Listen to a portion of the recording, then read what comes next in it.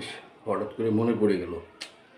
এই বয়সে গত ৯-১০ বছর যাবৎ পড়ালেখা, ইনকাম নাই বা ওরকম বিশেষ করে যে পিএইচডিটা করবো অক্সফোর্ড বা হার্ভার্ড থেকে ১,০০,০০,০০০ প্লাস এই চিন্তা করে সিনপসিসটাও জমা দিতে পারতেছি না।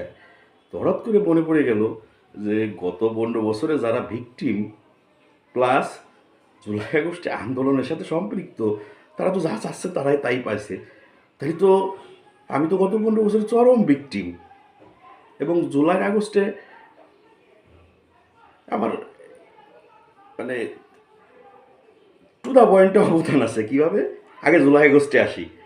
লাস্টের দিকে আমার ছেলে, হ্যাঁ, এই যে এসএসসি পরীক্ষা দেবে, সে রেডি হয়েছে আন্দোলন মানে রাস্তায় নামবে। কেন বাবা? আমার বন্ধু বান্ধব নাম সবাই নামছে, বেরোইছে, স্যাররাও বলছে।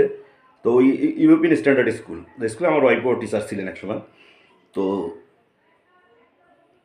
বাংলাদেশে যত ইংলিশ মিডিয়াম স্কুল আছে মোটামুটি সবগুলোর ডিরেক্টর যারা, তাদের ব্যাকগ্রাউন্ড তো আমি জানি। যাই হোক, তাই আমি বললাম তুমি কী কারণে বেরোবা? বলছে আমার বন্ধু বান্ধব বেরোইছে ওই যে। তা কী কারণে? ওই যে বৈষম্য।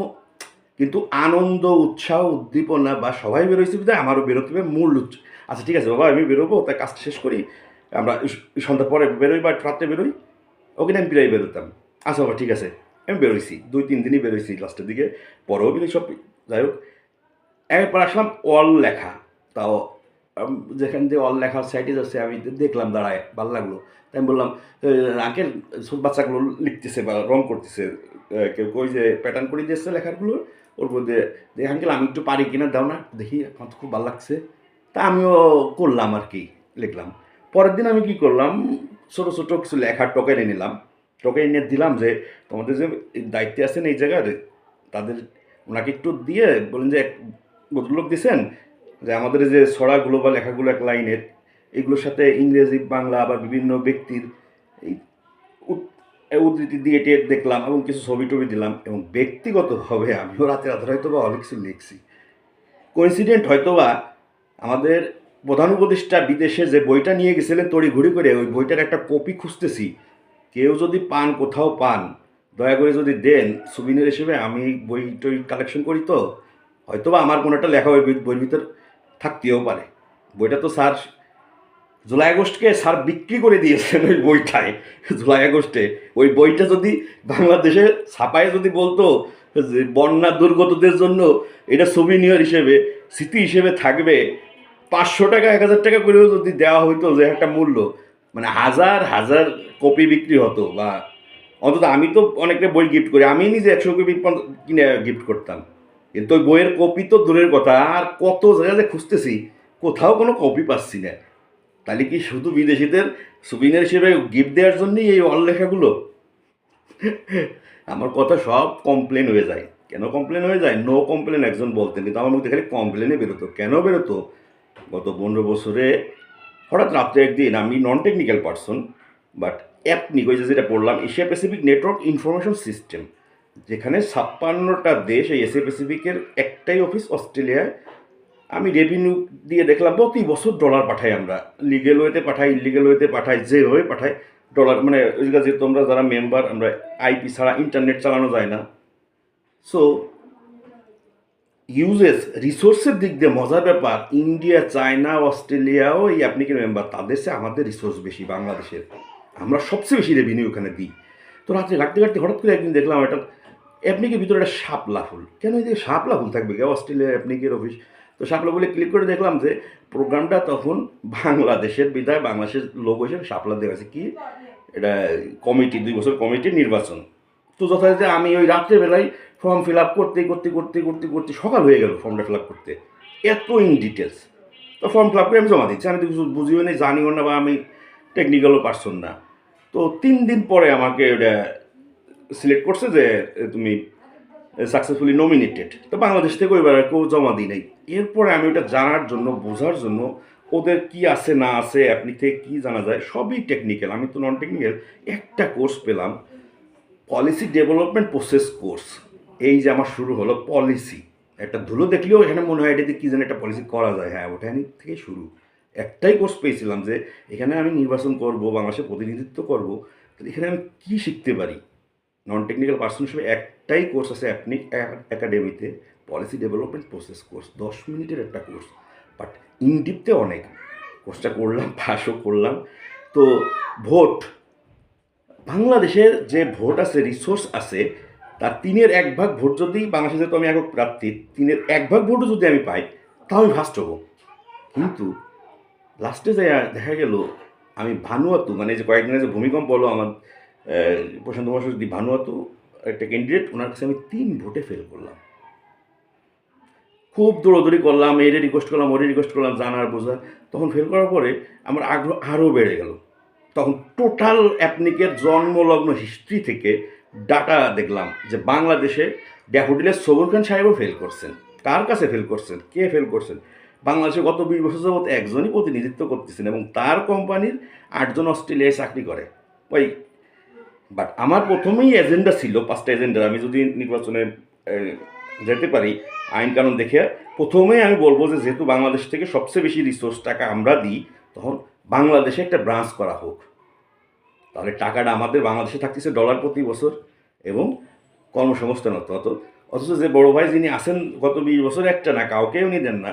দ্বিতীয়বার যখন সেকেন্ড টার্ম 2 বছর পর আসলো, তখন আবার আমি ওনার কাছে গেলাম। তো উনি বললো যে আমি তো ইন্ডিয়াকে কথা দিয়ে ফেলছি, এখন কি করবো। তখন আমি একটু আগে গেছিলাম, যাই একটু হয়তো খারাপ ব্যবহার করছিলাম। তবে আমি বড় ভাই, ওই বড় ভাইয়ের মতো তো কোটিপতিও না, দুর্নীতিবাজও না। কিছুদিন আগে বিটিএসও তাকে 5 লাখ টাকা জরিমানা করছে।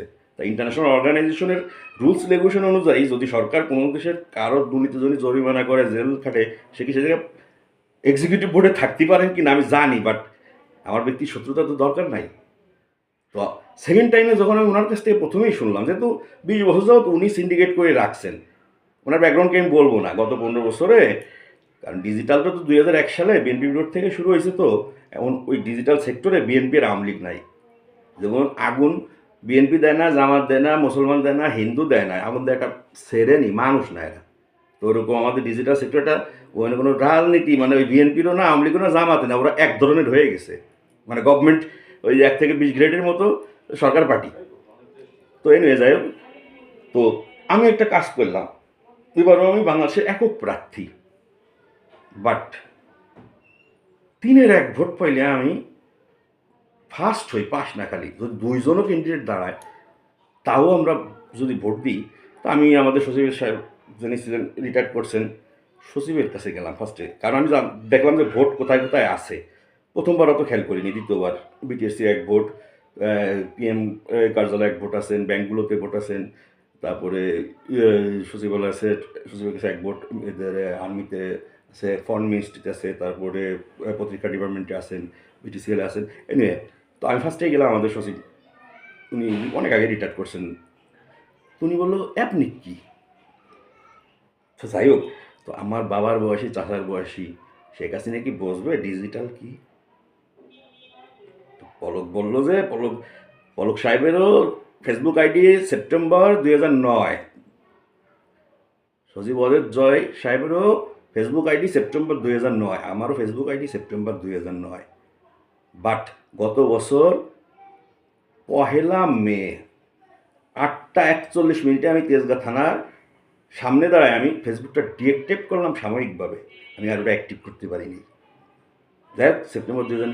তো তো স্যার জানেই নি, সচিব স্যার আইসিটি।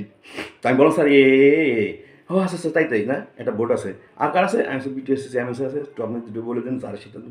যাই হোক, আমি আর, কিন্তু বেসিক বোর্ডগুলো ছিল, রিসোর্সগুলো বিভিন্ন আইএসপি বা আইআইজি এদের কাছে বা মোবাইল অপারেটরগুলোর কাছে। আমি কাউকে কোনো ভোট চাইলাম না, বাট এটা টেক্সট বা সৌজন্যমূলক পাঠালাম। কারণ বিদেশে গেলে দেশের একটা কুত্তা দেখলে মানে ভালো লাগে। প্রথমবার ফেল করলাম, সবার কাছে দৌড়ালাম, চিল্লালাম। দ্বিতীয়বার এটা যে সিন্ডিকেট করে রাখছেন, সে বললো ভারত থেকে তো কথা দিয়ে ফেলছি, তা আমি আর কিছু বললাম না। আমি জোনাল আহমেদ পলক বাইরে বললাম, উনি আমাকে উইশ করলো, আমি মিথ্যা বলি না, উনি উইশ করলো, বাট আমি ফেল করলাম। কেন ফেল করলাম? কারণ অস্ট্রেলিয়া থেকে সেকেন্ডবার আমাকে নমিনেশন দিচ্ছিল না, লাস্ট হয়ে যায়, মানে প্রথমবার নমিনেশন দেওয়ার পর সেকেন্ড টাইম নমিনেশন দিতে এত জাস্টিফাই দরকার নেই, যেহেতু প্রথমবার আমি নমিনেশন পেয়েছি। ওরা সব একদম জন্মষ্ঠী থেকে লেখাপড়া সব কিছু জাস্টিফাই করে নমিনেশন দেওয়ার আগে, ইন্টারন্যাশনাল অর্গানাইজেশন যেহেতু। তো সেকেন্ড টাইম আর দিচ্ছি না, লাস্টে নমিনেশনের যখন টাইমও পার হয়ে যাওয়ার 10 মিনিট আগে আমি ডাইরেক্ট মেল দিলাম, আমি অ্যাপনিক ফাউন্ডেশনের চেয়ারম্যান, সিসি দিলাম আমি সজীব আজরাই স্যারকে, ওনাকে সিসি দিলাম। তার 5 মিনিটের ভিতরে আমাকে নমিনেশন দিয়ে দিল।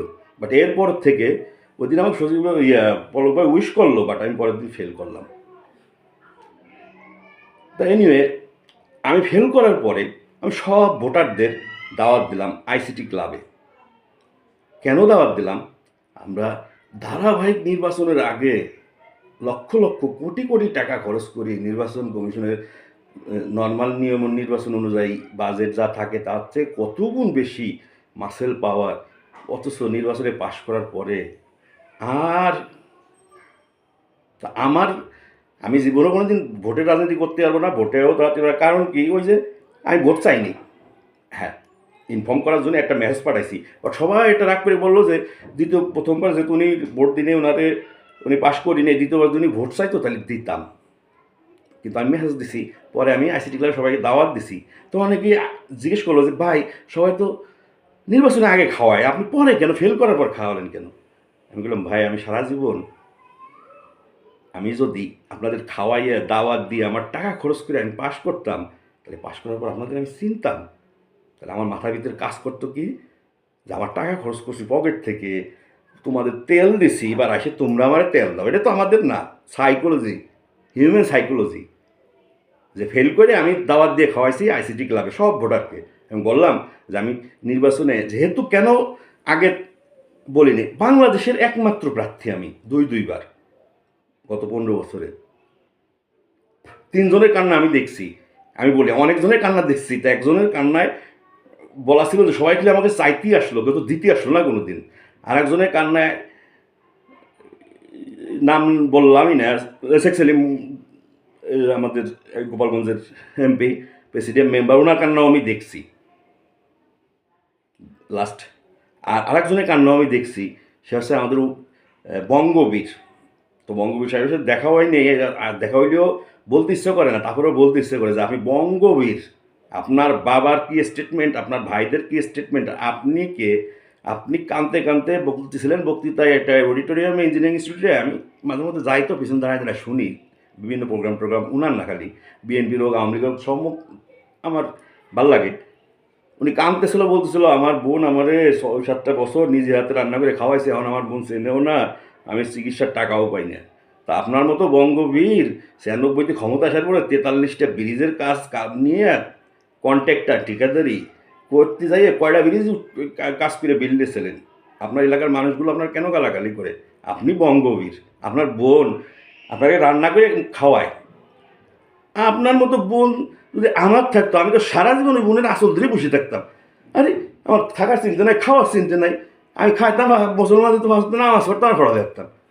তাহলে আপনার মতো তো বঙ্গবীর, সে যদি ক্ষমতায় আসার পর 96 সালে আপনাদের 42টা ব্রিজের কাজ দেওয়ার পরে আপনি কয়টা ব্রিজের কাজ করে বিল নিয়েছেন? আপনার মতো বঙ্গবীর। আবার আপনি এখন যদি কাইন্ডে আপনার বোনের গালাগালি করেন, তাহলে আপনাদের কাছ থেকে আমরা কী শিখবো? তো গত 15 বছর তাহলে আমি ভিকটিম কীভাবে? আমি কেন আমি পলক সাহেবকে বললাম যে এসএমের কাছে ডাইরেক্ট আমি SMS পাঠালাম যে ডিজিটাল এবং প্রোপাগান্ডা এগুলো তো কী বলবো আর, ওয়ার্ল্ড ব্যাংক থেকে এবং আইটিও থেকে আমি ডিজিটালের উপরে 4-5টা কোর্স করছি, কিছু তো বুঝছি জানি। তো আমি লাস্টে বাধ্য হলাম যে জুনায়েদ আহমেদ পলকের পদত্যাগের দাবির জন্যে, সেই পদত্যাগের জন্যেই ওনার ওয়াইফ ছেলেমেয়েকে সম্ভবত পাঠাই দিয়ে 3 তারিখে বা 4 তারিখে অনেকে লাথি খাইছিল একটা। তাহলে ভিকটিম আমি গত 15 বছর তাহলে আমি ভিকটিম। আর ওয়াল যদি আমি লেগে থাকি, আমার লেখা যদি 20-30টা লেখা যদি 20-30টা ওয়ালে থেকে থাকে এখন, তাহলে আমারও তো তাহলে অবদান, তাহলে তো আমি ভুল করে ফেলছি। আমারও সবার মতো যাই চাওয়া উচিত ছিল আমি এই সেই অমুক তমুক। আমরা কবে এগুলো থেকে চেঞ্জ হব? ডিজিটাল স্ক্যাম সেন্টার, এটা তো আমাদের তো স্যার জানেই যে মায়ানমারটার কী ঘটনা। হঠাৎ এখন না, স্ক্যাম সেন্টার আমাদের বর্ডারে এই পাশে আছে, ও পাশে আছে স্ক্যাম সেন্টার, আমাদের দেশে কি না এগুলো? বিএনপি ভালো করছেন, হ্যাঁ, ডিজিটালে আসলে আওয়ামী লীগ করতে পারেনি বা চেয়ারে যারা করতো টরতো ওইভাবে ওই যে কুকুর কামড় দিছে, আমি আর কুকুর আর কামড় দিই, মানে দুইজনের কামড়া কামড়ি, যে যত ফেক ফেক। আমার এগুলো পছন্দ না, আমি এগুলো আসলে, আর আমি এগুলো বললে আত্মসমালোচনা আমাকে করলেও তো আমি পছন্দ করব না। কিছু লিগ্যালিটি বা জিনিস জিস্ট এখন পর্যন্ত আমরা প্রোপাগান্ডার চ্যানেলগুলোরও তো আরও যাচ্ছে তাই অবস্থা, অথচ প্ল্যানিং যদি টার্গেট, হ্যাঁ, ডিপ্লোমেসি কি টার্গেট ডিপ্লোমেসি। আর ইন্টেলিজেন্স এজেন্সিগুলো কি করে, যে সাপোজ সিআইয়ের আন্ডারে যে সিএসআই মানে centre for intelligence studies free of কস্টে যে কেউ পড়তে পারে বা পড়লে সেখানে প্রথম আছে ইন্টেলিজেন্স সারা ওয়ার্ল্ডে কি গ্যাদারিং, অর্থাৎ ভারত বলেন, ইউএসএ বলেন, রিসার্চ অ্যানালিসিস ওরা আছে, পাকিস্তান আইএস আছে, ওরা আছে, সিআই আছে, মুসা আছে, M16 বা যাই হোক, সবাই কিন্তু গ্যাদারিং প্রথম, অর্থাৎ ইনফরমেশন গ্যাদার করতেছে, তারপর ইনফরমেশন শেয়ার করতেছে। কোন ইনফরমেশনগুলো শেয়ার করে, তারপরে দুটি স্টেপ আছে অন্য কিছু, আমার এত কিছু দরকার নাই। তো আমার কাছে কেন অনেক পলিসি আছে, যে আমি বলছিলাম যে 7 দিনে বাংলাদেশে একটা ফেক ফেসবুক আইডি থাকবে না, 7 দিনে বাংলাদেশে কোনো একটা ফেক নিউজ কেউ দিতে পারবে না, পলিসি। কিন্তু আমরা তো এটা চাই না, আমরা তো ফেকই চাই, আমরা গন্ডগোল চাবো, মানে কামড়াকামড়ি করবো, একটা জিনিসটা ভুল ব্যাখ্যা অপব্যাখ্যা দিয়ে টিয়া। আমরা তো ওয়েস্টার্ন হইনি, তাই স্যার তো ওয়েস্টার্ন, আপনি তো ওয়েস্টার্ন রাজনীতি ওয়েস্টার্ন সবই বোঝেন।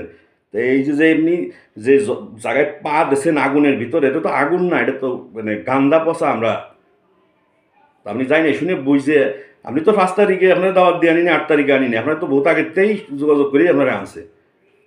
কিন্তু আপনি সেই প্রোডাক্টটাও তো আপনি স্টেট দেবেন কীভাবে, উপদেষ্টাগুলো। তো আমিও তো ভুক্তভোগী, আর কি আর বলবো। তবে হ্যাঁ, মেইল করে বা মোবাইলে SMS পাঠাইয়া এবং দেশ বিদেশে বিভিন্ন রিসার্চের কাজে আওয়ামী লীগের দল নিয়ে যে গবেষণা করছে, এটা অবশ্যই এটা সিদ্ধান্তে দাঁড়াইছি যে রিপ্লে দিক বা না দিক। আমি আমার মতো তো আমি যতটুকু পারছি চেষ্টা করছি। আবার একটা জিনিস শেষ, লাস্ট একটা আমি চিঠিটা ড্রাফট করতেছি, একটা হার্ড কপি নিবন্ধিত সকল রাজনৈতিক দলের কাছে আমি হার্ড কপিটা পাঠাবো, এবং সেই সাথে সরকারের 3টে মন্ত্রণালয়, প্রধান উপদেষ্টা, স্বরাষ্ট্র আর পররাষ্ট্র থেকে শুরু করে, আর আন্তর্জাতিকভাবে আমি সব জায়গায় অলরেডি ওটা আমি উপস্থাপনও করেছি একই জিনিস। তো আমি কেন ইন্টেলিজেন্স গ্যাদারিং আর শেয়ারিংয়ের কথা বললাম, যদি প্রোপাগান্ডা দূর করতে হয়, আমাদের যদি সুষ্ঠু নির্বাচন সামনে করতে হয়, কেন জানি মনে হয় যে রাজনৈতিক দলগুলো বা তাদের নিজস্ব যে কর্মীগুলো বা এদেরকে নিজেদের প্রতি শেয়ারিং করা উচিত, যে এই অমুক জায়গায় তোমার কর্মীরা গ্যাঞ্জাম করতেছে, সাপোজ বিএনপির একজনের জামায়াত ইসলাম বললো, জামায়াত ইসলাম আরেকজনের করলে বিএনপি বললো, নিজেদের প্রতি শেয়ারিং করা, গ্যাদারিং করা। হ্যাঁ, রাজনীতিতে প্রতিযোগিতা থাকবে, কোয়ালিটি নিয়ে, উন্নয়ন নিয়ে, কে কত কিছু করতে পারে ডিজিটালে। এখন আমি গতকালকে মনে হয় ওয়েবসাইটে ঢুকলাম, বিএনপির যথেষ্ট তারা ইন্ডিস করছে, মানে শোভন ভাই যিনি এই সম্ভবত ওই যে ডিজিটাল বা এই যে ইসের সমন্বয়ক শোভন ভাই, দেখুন যে যথেষ্ট বিএনপি ভালো, এবং জামাত ইসলামের ওয়েবসাইটেও দেখলাম মোটামুটি ইনফরমেটিভ। আর অনেক রাজনৈতিক দলের তো ওয়েবসাইট নাই। তো নিজেরা ভিতরে নিজেদের ভ্রাতৃত্ববোধ দিয়ে নিজেরা যদি সংঘাত এড়াইয়া আমরা, আমাদের পুলিশ আর্মি কিছু দরকার নাই। আর রাজনীতির ফিল্ডে ক্ষমতায় যদি যাইতেই হয়, সাপোজ বিএনপি মাসেল পাওয়ার যে জায়গা, সেই জায়গায় তো এখনও রয়েছে মাসেল পাওয়ার। কিন্তু একটু যদি বিএনপি যেহেতু এতদিন ছাড় দিয়েছে, আমার ছাড়ছে, সব দল যদি ফেয়ার নির্বাচন সত্যিকারে চায়, তাহলে দলগুলোকে ভ্রাতৃত্ববোধ নিয়ে আগে আসতে হবে, এবং প্রথমে শেয়ারিং করতে হবে, গ্যাদারিং করতে হবে ইনফরমেশন, পরে শেয়ার করতে হবে। পরবর্তী যে যে যার রাজনৈতিক আদর্শ নিয়ে যে যার মতো জনগণের কাছে উপস্থাপন করবে। এই প্যাটার্নে যদি যাইতে পারতাম এবার, অন্তত ব্যক্তিগতভাবে আমার খুব ভালো লাগতো। যে গতকালকে দেখলাম একটা অ্যাম্বুলেন্সের পাপের লোগো, হঠাৎ করে সিঙ্গাপুরের পাপ, পাপ মানে পিপলস অ্যাকশন পার্টি।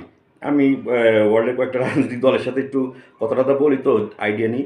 তো ওদের অ্যাম্বুলেন্স, ওদের লোগো দেখে, বাংলাদেশের অ্যাম্বুলেন্স দেখে, যাই হোক, নিয়ে অনেক রাজনৈতিক দল ওয়ার্ল্ড বাংলাদেশে অনেকে মানে স্বেচ্ছাসেবী কাজও করতেছে মনে হয়। তো সকল রাজনৈতিক দলগুলো ব্রাদারহুড হন, আর জুলাই আগস্টের ছেলেগুলোর প্রতি জুলাই আগস্ট ফাউন্ডেশন হবে কেন? এই সরকারের ফাউন্ডেশন যখনই হয়ে গেছে, এই ফাউন্ডেশনটা একসাথে এভাবে করে জুলাই আগস্টের ফাউন্ডেশন করে কি আমি মানে বুঝলাম না। যেহেতু এই সরকার সব কি পুলিশ মারছে, সব কি হত্যা আওয়ামী লীগ করছে, সব হত্যাগুলো ছাত্রলীগ করছে? রিপোর্ট প্রকাশ কোনোদিন হয় নেই, রিপোর্ট প্রকাশ কোনোদিন হবেও না। তাহলে বিচার করবেন কীভাবে? বাট হ্যাঁ, যেগুলো ভোটের স্টুডেন্ট আছে সেগুলো তো রিপোর্ট প্রকাশের দরকার নাই। ওপেন যারা ফাইল করছে, যারা দেখছে, আমরা দেখছি না, আমি তো দেখছি, আমি তো বলতে পারবো। বাট যারা ভিকটিম তাদের প্রপার ট্রিটমেন্ট এই সরকার, আবারও বলতেছি, সব বাদ দিয়ে এই ছেলেগুলো এখন মেন্টালি ডিসঅর্ডারের দিকে চলে যাচ্ছে, শিফট করা হচ্ছে মেন্টাল হসপিটালে। আর যারা মারা গেছে, 30 লাখ টাকার দরকার নাই। 30 লাখ টাকা দিয়ে একটা ফ্যামিলি একসাথে একদিন কী করবে? ফ্যামিলিতে এমন একটা সোশ্যাল সেফটি নেট, ওই যে গত সরকারের আমলে যত ভাতা ছিল ওইরকম এমন একটা মৃত্যু পরিবারগুলোকে এমন একটা ফ্যামিলি ডাটাবেস তো সবই জানেন আপনারা, একটা করে দেওয়া উচিত যে এই ছেলেটার ক্ষতিতে এই ফ্যামিলিটা যাতে চলতে পারে সারা জীবন। যে এই সরকারই আসুক, ফাউন্ডেশনে এটা কোনো দিন এটা মানে একতরফা ফাউন্ডেশন বা দিতে হবে না, এটা সরকারিভাবে সে সোশ্যাল সেফটি নেটের আন্ডারে দেওয়া উচিত। আর এবং এদের জরুরিভাবে ট্রিটমেন্ট করা উচিত।